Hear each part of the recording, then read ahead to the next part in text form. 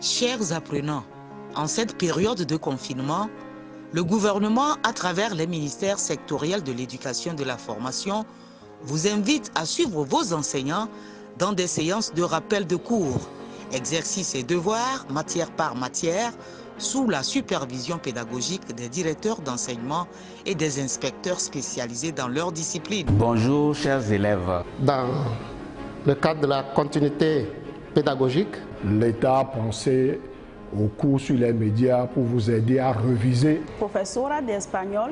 Inspecteur chargé de physique-chimie. Today, we are going to start our first session of revision. Vous aurez à suivre attentivement. À partir de leur poste téléviseur, il y en a qui nous suivent à partir de leur radio. Si vous êtes prêts, nous allons commencer. La valeur réelle de la philosophie. Il y a certaines erreurs que vous commettez dans ce type d'exercice. Ces rappels de cours sont mis à votre disposition à travers les radios, les télévisions et les applications web. En cette période de Covid-19, suivez les cours, faites vos exercices et continuez d'apprendre vos leçons en attendant le retour à l'école.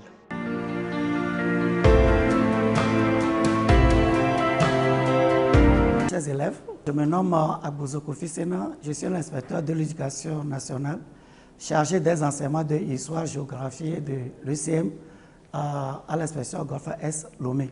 Depuis 2012, le gouvernement togolais a mis l'accent sur l'enseignement de l'ECM, enseignement civique et moral.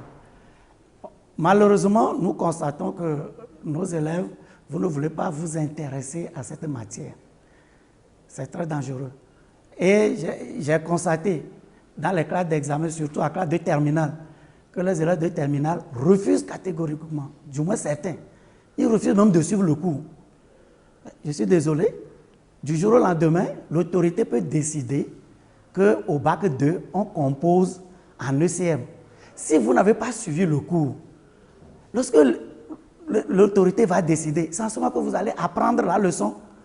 Donc moi, votre inspecteur, je vous demande de suivre les cours de l'ECM, surtout nous les élèves de la classe de terminale. Si à la fin de l'année, l'ECM n'est pas venu comme matière principale, elle va arriver comme matière facultative. C'est toujours des points. Mais si vous ne l'avez pas appris, ni retenu la leçon, lorsque ça va devenir une matière principale, qu'est-ce que vous allez faire? Donc je nous invite au sérieux et au suivi.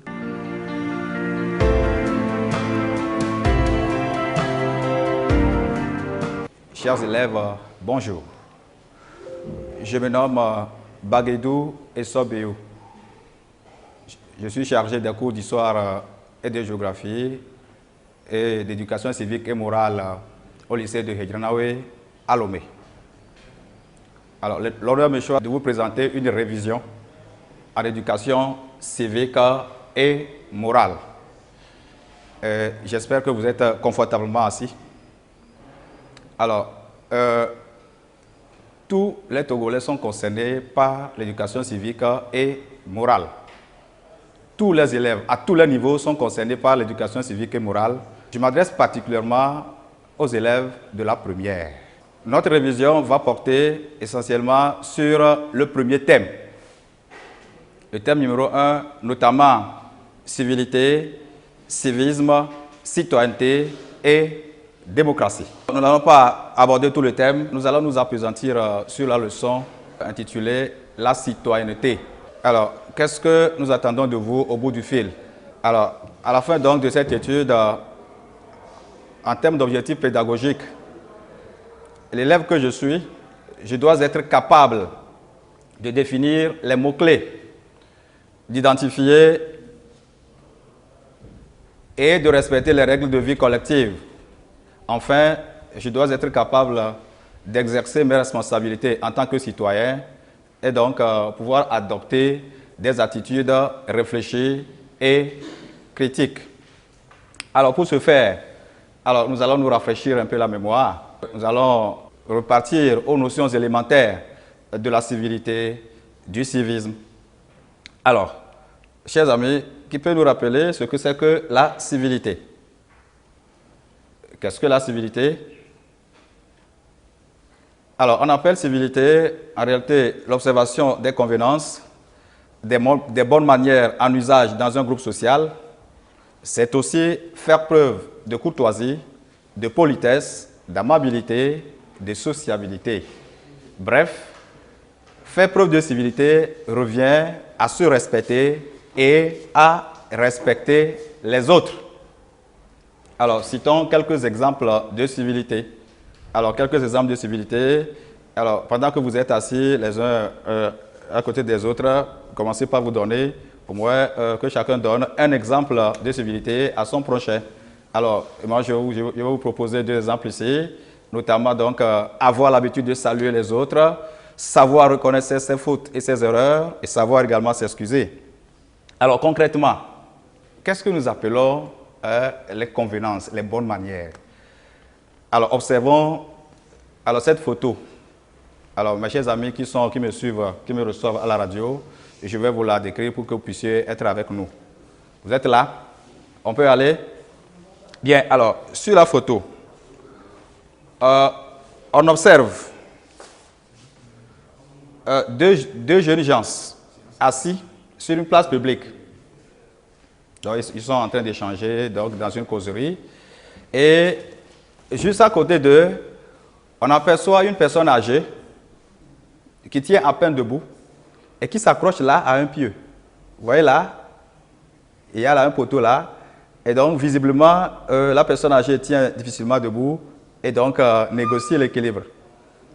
Alors, selon toi, cher ami, quelle devait être l'attitude de ces 2 jeunes gens face à cette personne âgée, debout tout près d'eux?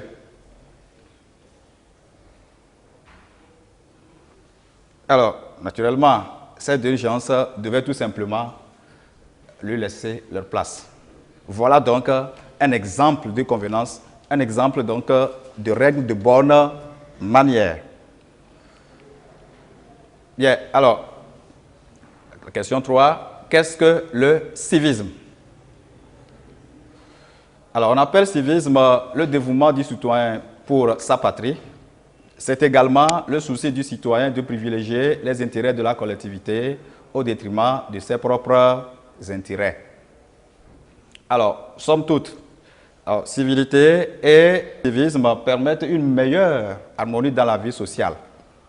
Et donc, celui-là qui applique les bonnes manières, applique les convenances, en réalité, cela permet à ce que lui-même soit en harmonie avec lui-même, mais également qu'il soit en harmonie avec son entourage, avec les autres. Et voilà pourquoi donc ces 2 notions de civilité et de civisme préparent l'individu, le citoyen que vous êtes, à une valeur essentielle de la vie collective. Quelle est cette valeur? Qui peut nous rappeler cette valeur-là? Vous êtes là? Alors, cette valeur, en réalité, c'est la citoyenneté. Alors, qu'est-ce que la citoyenneté? Alors, quels sont les devoirs et les responsabilités du citoyen? Que signifie être un bon citoyen, actif et responsable? Alors, telles sont les questions auxquelles nous tenterons de répondre dans cette petite révision. Alors, ce qui nous conduit directement à notre première question. Qu'est-ce que la citoyenneté? Qu'appelle-t-on citoyenneté? Alors, tout à l'heure, vous avez remarqué qu'il y a un mot qui revient dans notre argumentaire, dans notre exposé. Et ce mot, c'est le citoyen. Alors, avant d'aller à la citoyenneté, pouvons-nous définir le citoyen? Alors, qu'est-ce qu'un citoyen? Alors, un citoyen, c'est tout simplement un individu, une personne, membre d'un État. Ce qui suppose que celui-là, il a le droit de citer, mais également, il a des responsabilités, il a des devoirs vis-à-vis donc de la cité, vis-à-vis donc de la communauté à laquelle il appartient. Alors, ceci dit, nous pouvons alors définir ce que c'est que la citoyenneté. Qu'est-ce donc que la citoyenneté? Ça saute aux yeux. Alors, la citoyenneté, c'est l'appartenance donc d'un individu à un pays, à un État, reconnus et attestés selon des critères qui varient selon les pays. Voilà. Alors, la citoyenneté peut également être définie comme étant la qualité ou l'aptitude du citoyen à s'impliquer pleinement dans la gestion ou la conduite des affaires de la cité. Alors, on voit nettement ici que les deux définitions nous montrent, dans un premier temps, que si on est citoyen, c'est-à-dire on est citoyen par le fait d'être membre d'un État, la deuxième définition nous montre que la citoyenneté, en réalité, est une qualité à acquérir. C'est une qualité qu'on acquiert. Et voilà pourquoi il est important donc d'assurer une éducation à la citoyenneté efficace pour développer et renforcer cette citoyenneté dans l'individu. Bien, alors ce qui nous ramène donc, puisque nous savons déjà ce que c'est que la citoyenneté, nous pouvons alors chercher à explorer, chercher à connaître donc les devoirs et les responsabilités du citoyen. Alors pour ce faire, nous allons nous appuyer sur quelques photos, des photos en réalité qui nous présentent le quotidien des citoyens togolais. Alors les actes que les uns et les autres posent dans la vie. Alors la question de savoir, c'est ces photos que nous allons observer et ces actes que nous allons mettre en exergue là, alors sont-ils des comportements citoyens? Alors, observons la photo numéro 1. Alors, pour nos amis qui nous reçoivent sur les ondes de la radio, je vais me permettre donc de vous décrire, voyez-vous, les images que nous avons sur la photo. Alors, la photo numéro 1 est intitulée « Un dépotoir sauvage ». Alors, et sur cette photo, on voit une jeune lycéenne entretenir le dépotoir sauvage. Qu'est-ce que ça veut dire? Alors, la jeune lycéenne trouve qu'il est bon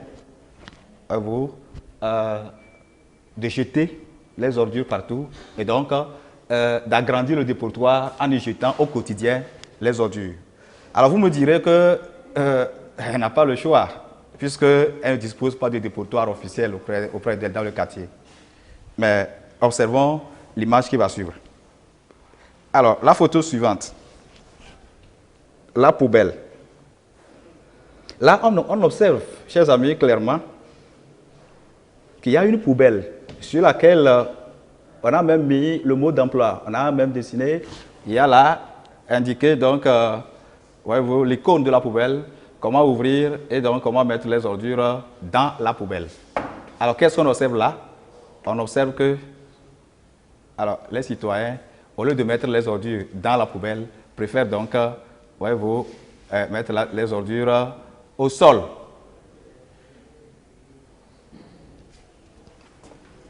Bien, alors, la question qu'on se pose, est-ce que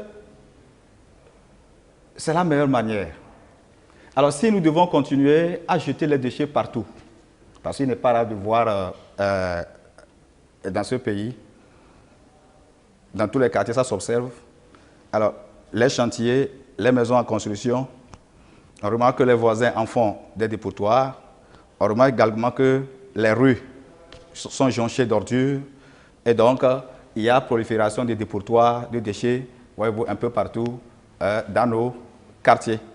Alors, nous nous demandons si réellement nous continuons ainsi à mettre les ordures partout. D'ici quelques années, pourrons-nous encore vivre dans cet environnement?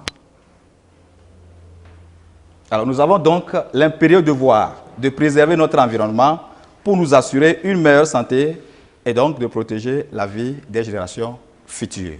Ensuite, la photo numéro 4 nous montre un bâtiment administratif d'un lycée de la place incendié par des élèves, par une poignée d'élèves mécontents. Et ce sont les dossiers, voyez-vous, de tous leurs camarades, de tous les lycéens donc, qui partent ainsi en fumée. Alors, dans cette histoire, qui est celui-là qui perd? Est-ce le proviseur? Est-ce les élèves? Est-ce donc les autorités? Est-ce le chef de l'État? Alors, la réponse, elle est évidente. Ce sont les élèves eux-mêmes qui en pâtissent. C'est vous qui perdez. Et la question ici est de savoir, est-ce que la violence est le meilleur moyen de défendre ses intérêts? Est-ce que détruire les biens publics, détruire les édifices publics est le meilleur moyen de défendre ses intérêts? La réponse à l'évidence, c'est non. C'est non. Pourquoi? Nous avons en réalité le devoir de préserver et d'entretenir les biens publics. Aucun citoyen n'a le droit de détruire les biens publics, car les biens publics profitent en réalité à tous. Bien, alors nous continuons notre observation. Alors, la photo 5, que j'intitule « Un mur transformé en sanitaire ». On voit sur le mur là, des citoyens, des personnes âgées qui se soulagent allègrement sur le mur du voisin. Est-ce que c'est la bonne manière, c'est la bonne attitude? Est-ce qu'on peut s'arroger le droit de se soulager un peu partout? La réponse c'est quoi? C'est non. Et que devons-nous faire? Nous devons plutôt faire quoi? Nous devons respecter les biens d'autrui et pas ricocher, respecter les droits et les libertés d'autrui. Et comme le dirait quelqu'un, alors votre liberté commence là où s'arrête celle d'autrui. Alors, continuons notre observation. La photo 6 nous montre un caniveau rempli de déchets. Nous sommes en début de saison pluvieuse et nous savons très bien que, ici à Lomé par exemple, et dans beaucoup de villes du Togo, particulièrement à Lomé, nous savons que le niveau de la ville est relativement plus bas que le niveau de la mer. Et donc, l'écoulement des eaux est difficile. Voilà pourquoi les caniveaux sont très importants pour faciliter l'écoulement de ces eaux pluviales-là et donc éviter les inondations. Alors, si nous transformons nos caniveaux en dépotoirs, en lieu où il faut jeter les ordures, quelles conséquences aurons-nous? Et donc, il est important de faire quoi? D'entretenir les biens publics. Les ouvrages publics sont là pour subvenir aux besoins des citoyens. Et donc, les citoyens, en retour, lorsque les pouvoirs publics mettent à votre disposition ces infrastructures, vous avez en retour le devoir de les entretenir. Il faut toujours entretenir les biens publics. C'est pareil dans les écoles, dans les classes. On voit, voyez-vous, alors les ampoules disparaissent des salles de classe, on voit des bancs qui sont sans dessus-dessous, et on ne dirait même pas qu'on est au lycée. Et nous avons le devoir, l'impérieux devoir d'entretenir le patrimoine national. Alors, évoluons avec la photo 7. Et cette photo 7-là nous présente une manifestation publique violente. Voilà des jeunes gens qui ont barricadé les routes, qui jettent donc des projectiles, des pierres de tout genre. Alors, et la question de savoir, est-ce que la violence est le meilleur moyen de réclamer ses droits? On voit ici que cette manifestation-là a bloqué quoi, toutes les activités qu'il y avait dans la localité. OK? Et donc, alors, nous avons tous ensemble l'impérieux devoir de préserver l'ordre social, la paix et la cohésion sociale. Avançons rapidement. Alors, et la photo 8 nous montre des citoyens en pleine rue sans aucune mesure de protection. Alors voilà, on voit une dame à vélo, là, vous voyez une dame à vélo, vous voyez deux motocyclistes là, alors qui n'ont pas de casque. Et surtout en cette période où sévit la pandémie à coronavirus, alors on ne peut pas se permettre d'aller dans la rue comme ça, sans aucune mesure de protection. Et comme si ça ne suffisait pas, et ce sont les trois là qui font quoi? Qui violent, voyez-vous, le feu rouge, le feu qui est au rouge.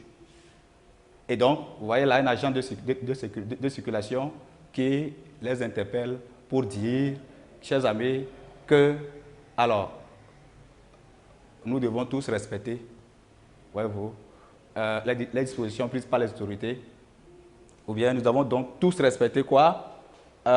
Les lois, voyez-vous, et les règlements en vigueur dans la République. En résumé, donc, On retient que les devoirs du citoyen sont en fait les obligations du citoyen envers l'État, envers la collectivité et envers les autres. Et la responsabilité du citoyen, donc, c'est le fait de remplir ses devoirs. Et le citoyen qui remplit ces devoirs-là, c'est ce citoyen-là en réalité qui est loué, c'est ce citoyen-là qui est respecté, c'est ce citoyen-là qu'on peut qualifier de citoyen, de bon citoyen, d'actif et de citoyen responsable. Alors, les photographies nous ont permis de relever quelques devoirs, vos dits citoyens, notamment le devoir de maintenir son environnement sain. Alors, le devoir de respecter les droits et la liberté d'autrui, le devoir de respecter et d'entretenir les biens publics, le devoir de préserver l'ordre social, la paix et la cohésion sociale, le devoir d'obéir à la loi et au règlement de la République, le devoir de participer au développement de son milieu et de son pays, etc. Voilà donc quelques devoirs. Et donc chacun de vous, je vous conseillerais donc de recourir à vos cahiers pour compléter donc la liste des devoirs. Alors, pour récapituler, alors, au travers donc de cette petite révision, nous savons que la citoyenneté, c'est l'aptitude du citoyen à s'impliquer pleinement dans la gestion ou la conduite des affaires de la cité. Alors, ce qui suppose naturellement que ce citoyen-là a des devoirs et des responsabilités qu'il faut bien assumer.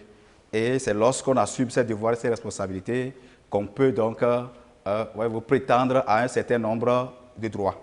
Eu égard à ce que nous venons tous d'apprendre, chacun doit prendre une décision. Et moi, pour ma part, en tant qu'élève, je décide de me remettre au travail. Car depuis la fermeture des écoles, j'ai passé mon temps à m'amuser, à aller jouer, malgré les interdictions des hautes autorités de ce pays. Surtout en ce temps donc, de pandémie au Covid-19, pour limiter la propagation de la maladie. J'ai continué par m'amuser jusqu'à présent. Alors je prends conscience que je dois me mettre au travail. Et pour cela, je vais agir. Je ne vais pas juste m'arrêter donc à la prise de conscience, à la décision. Je vais traduire dans les faits cette décision-là. Je m'engage alors à balayer ma chambre et la cour de ma maison avant d'aller à l'école. Parce que je n'avais pas l'habitude, je ne trouvais pas en tant que lycéen que je devais faire ces petits travaux-là de la maison parce que je me croyais suffisamment grand. Mais au-delà de la maison, je m'engage également à reprendre et à m'approprier le règlement intérieur de mon établissement. Donc je m'engage à être un modèle pour mes camarades. Je m'engage à soutenir l'administration de mon lycée pour maintenir l'ordre et la discipline dans notre établissement. Je m'engage également à sensibiliser mes camarades à partir des affiches dès la reprise des classes sur le respect de ce règlement intérieur. Alors, notre environnement immédiat me préoccupe tant.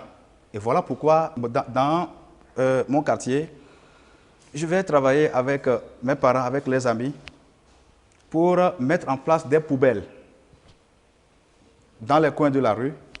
Et donc, nous allons sensibiliser les riverains à pouvoir utiliser ces poubelles et avec pour objectif que dans la suite des temps, grâce donc au secours, au concours de la mairie, des municipalités, que nous puissions trouver des poubelles étanches, histoire donc d'éviter de polluer notre environnement immédiat.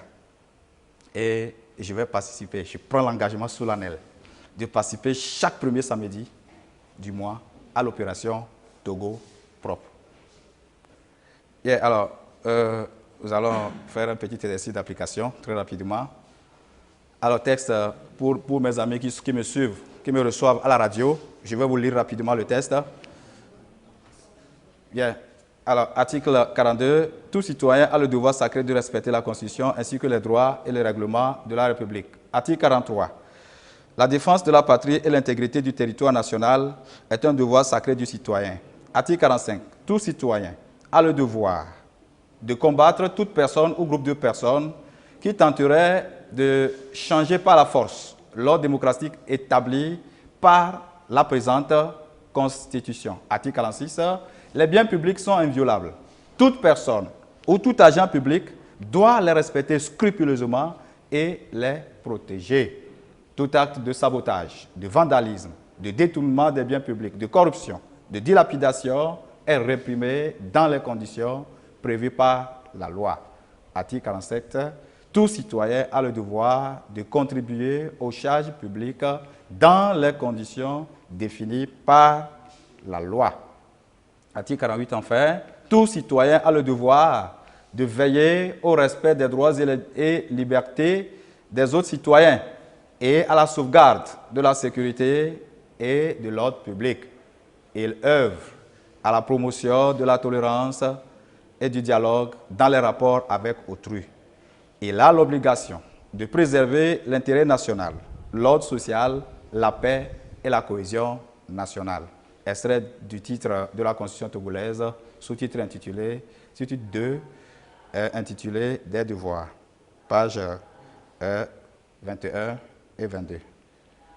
Bien, question numéro 1, propose un titre au texte ci-dessus. 2, définir donc les notions suivantes. Citoyen, citoyenneté. Question numéro 3, petit a, relève à partir de ce texte 4 devoirs du citoyen. B, qu'appelle-t-on devoir du citoyen? Petit 4, cite 4 qualités d'un bon citoyen actif et responsable. Les sujets d'éducation civique et morale, chers élèves, sont généralement des sujets simples, des sujets assez simples. Mais quelle remarque fait-on? À la correction, nous remarquons que les élèves ne s'en sortent pas. Les élèves n'ont pas souvent de bonnes notes en éducation civique et morale. Et à l'analyse, alors il y a 2 raisons fondamentales qui expliquent ces résultats faibles, sinon médiocres. Alors, la première raison, c'est que les élèves ont toujours considéré l'éducation civique et morale comme étant une matière facultative. Et donc, il y a une sorte de négligence par rapport à cette discipline. Et je voudrais vous dire, et vous le savez déjà tous, que désormais l'éducation civique et morale dans notre pays n'est plus une matière facultative, mais une matière principale, coefficient 2. Et donc, une discipline à prendre au sérieux. Alors, la deuxième raison, c'est que généralement, nos élèves ne répondent pas aux questions posées. Pourquoi cela? Ils ne prennent pas le temps de lire le sujet et de savoir exactement de quoi parle le sujet et de savoir également qu'est-ce qu'on me demande de faire. Donc, qu'est-ce qu'on leur demande? Quand on prend un sujet, il y a donc le libellé du sujet et il y a également la consigne. Il faut savoir de quoi parle le sujet et ensuite, il faut également se demander qu'est-ce qu'on me demande de faire exactement. Et très souvent, donc, nos élèves ne se posent pas ces questions, ce qui fait donc qu'ils ne répondent pas généralement aux questions posées. Une chose est d'avoir lu le cours et d'avoir appris la leçon, et une autre est de savoir rendre. Et savoir rendre suppose que je dois savoir de quoi parle le sujet et qu'est-ce qu'on me demande de faire. Et c'est à cette seule condition que je pourrai donc apporter des réponses aux questions posées. Pendant les cours d'éducation civique et morale, on a également remarqué que beaucoup d'élèves brillent par leur absence.